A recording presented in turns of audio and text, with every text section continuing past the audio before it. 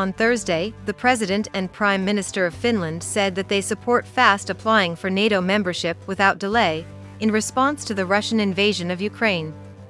A few hours later, the Kremlin issued a statement in response to the event, stating that Finland's decision to join NATO will not contribute to increased stability and security in Europe. In Helsinki, at a joint news conference with Johnson and Niinistö, the head of state of Finland stated that should his nation of 5.5 million people become a member of NATO, Russia could only blame itself. This is due to Russia's actions. Look at the mirror, Niinistö said on Wednesday. Dmitry Peskov, a spokesperson for the Kremlin, stated that Russia's reaction to the move will rely on the exact actions that NATO will take to put its infrastructure closer to Russian borders. He pointed out that Russian President Vladimir Putin has already given the order to figure out methods to enhance the country's defenses in the West in response to NATO's encroachment closer to Russian borders. Membership in NATO would improve Finland's sense of overall safety. In a joint statement, Niinistö and Marin expressed their agreement that the addition of Finland as a member of NATO will benefit the organization as a whole.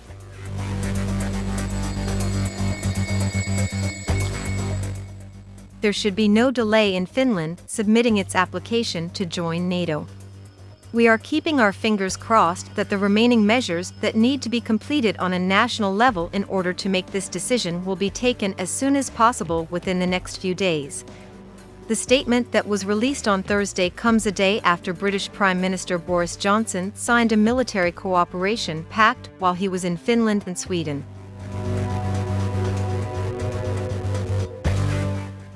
On Wednesday, the United Kingdom made a commitment to assist Sweden and Finland in the event that those two Nordic countries came under Russian attack.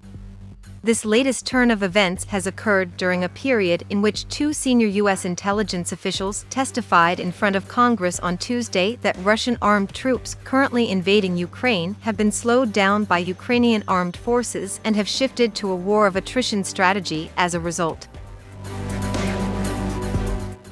During a hearing on global threats held by the Senate Armed Services Committee, Army Lieutenant General Scott Barrier stated, "The Russians aren't winning, and the Ukrainians aren't winning, and we're at a bit of a stalemate."